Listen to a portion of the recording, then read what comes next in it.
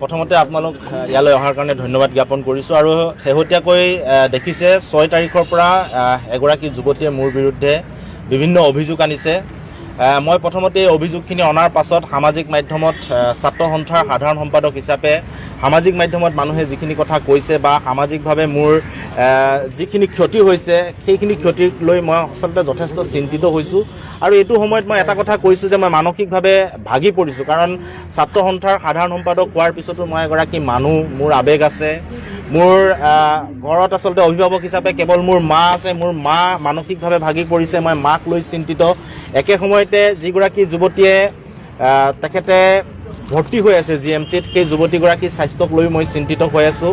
আৰু মই মানুহ হিচাপে যথেষ্ট চিন্তিত হৈছোঁ, আৱেগিক হৈছোঁ। আৰু এই গোটেই কথা বতৰাবিলাক মই গম্ভীৰভাৱে লৈছোঁ।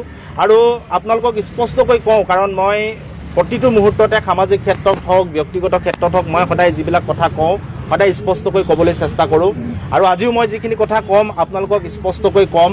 আৰু মই প্ৰথমতে মোৰ এই বিপদৰ মুহূৰ্তত মানসিকভাৱে ভাঙি পৰাৰ সময়ত বহু লোকে মোক মানসিকভাৱে সহায় কৰিছে, মানসিকভাৱে মোক সক্ৰিয় হৈ থাকিবৰ কাৰণে, সুস্থ হৈ থাকিবৰ কাৰণে বহুতে মোৰ কাষত থিয় দিছে। মই প্ৰথমতেই সেইসকলক ধন্যবাদ জ্ঞাপন কৰিছোঁ। আৰু যিসকলে ধনাত্মক সমালোচনা কৰিছে সেইসকলকো ধন্যবাদ জ্ঞাপন কৰিছোঁ।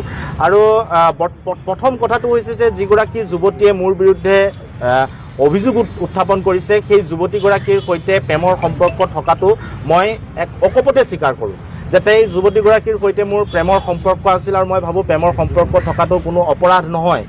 আৰু 21 চনত মই যুৱতীগৰাকীৰ সৈতে চিনাকি হৈছিলোঁ বিশ্ববিদ্যালয়ত পঢ়ি থকাৰ সময়ত। এখন বিশ্ববিদ্যালয়ৰ মিটিঙলৈ যাওঁতে যিখন ফটো সামাজিক মাধ্যমত প্ৰকাশ পাই আছে, সেই ফটোখন যিদিনাখন উঠিছিলোঁ সেইদিনাখন কিন্তু যুৱতীগৰাকীক মই চিনি নাপাওঁ। তাৰ পৰৱৰ্তী পৰ্যায়ত যুৱতীগৰাকীৰ লগত মোৰ চিনা পৰিচয় হৈছে, আমি প্ৰেমৰ সম্পৰ্কত আছোঁ, এই কথাটো সত্য। যোৱা এবছৰ ধৰি আমাৰ মাজত সংঘাতৰ সৃষ্টি হৈছিল। আৰু সংঘাত সৃষ্টি হোৱাৰ পাছত লাহে লাহে সেই সংঘাতটো বাঢ়ি গৈছিল। আৰু যুৱতীগৰাকীয়ে কোৱাৰ দৰে 6 মাহ ধৰি মোৰ তেওঁৰ লগত কোনো ধৰণৰ সম্পৰ্ক নাই। আৰু তেওঁ যিখিনি কথা কৈছে মোৰ ঘৰৰ মানুহৰ লগত কথা বতৰা আটাইখিনি কথাই সত্য। তেওঁ মোৰ মাৰ লগতো কথা পাতিছে। আৰু তেখেতে যিখিনি কথা কৈছে মই এই কথাখিনি অকপতে স্বীকাৰ কৰিছোঁ। আৰু এবছৰৰ পৰা যিটো সংঘাত হৈছে সেই সংঘাতটো আচলতে সঁচা। আৰু 6 মাহ ধৰি যুৱতীগৰাকীয়ে কোৱাৰ দৰে যি ধৰণৰ যোগাযোগ নাছিল, মোৰ 6 মাহ ধৰি কোনো ধৰণৰ যোগাযোগ নাছিল। আৰু এই বিষয়টোৰ পৰা আচলতে আঁতৰি হোৱা হৈছিল। আৰু হঠাৎ 6 মাহৰ পাছত এইদৰে গোটেই কথাখিনি বিস্ফোৰক যিখিনি কথা আনিলে বা অভিযোগ আনিলে, এই কথাখিনিক লৈ মই আচৰিত হৈছোঁ, মই চিন্তিত হৈছোঁ। আৰু মই এটা কথা কৈছোঁ যে প্ৰেমটো হৈছে এটা বিশ্বাসত বিচ্ছেদ থাকিব পাৰে, কিন্তু সেই বিশ্বাস বা সেই বিচ্ছেদক লৈ আমি ব্যক্তিগত পৰ্যায়ৰ গোটেই কথা বতৰাবিলাক সামাজিকভাৱে কেনেদৰে আগবঢ়াই লৈ যাম সেই কথা বতৰাখিনি আচলতে মই নাজানো। আৰু হয়তো শংকৰজ্যোতি বৰুৱা মই ছাত্ৰ সন্থাৰ সাধাৰণ সম্পাদক নোহোৱা হ'লে এই বিষয়বিলাক ইমান নাপালেহেঁতেন।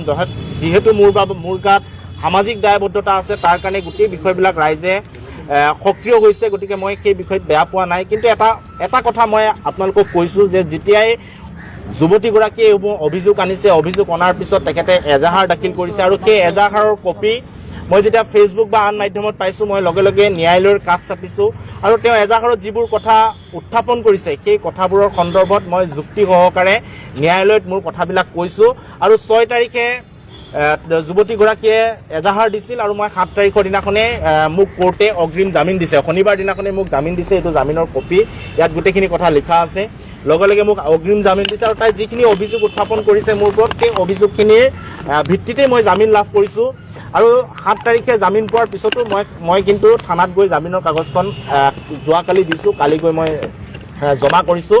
আৰু পৰৱৰ্তী যিসমূহ কেছ, এতিয়া যদি আপোনালোকে সোধে সংঘাত কিয় হ'ল কি নহ'ল, এই গোটেইখিনি আচলতে ব্যক্তিগত কথা। আৰু যিহেতু এতিয়া কেছটো ন্যায়ালয়ৰ মজিয়ালৈ গ'ল, ন্যায়ালয়ৰ মজিয়ালৈ যোৱাৰ পিছত মোৰ যিখিনি বক্তব্য ক'বলগীয়া আছে, আমাৰ কিয় সংঘাত হ'ল, সংঘাত কেনেকৈ আৰম্ভ হ'ল, কি কাৰণে আঁতৰি আহিবলগীয়া হ'ল, এই গোটেই কথাখিনি মই ইতিমধ্যে অগ্ৰিম জামিন লওঁতে ন্যায়ালয়ক জনাইছোঁ।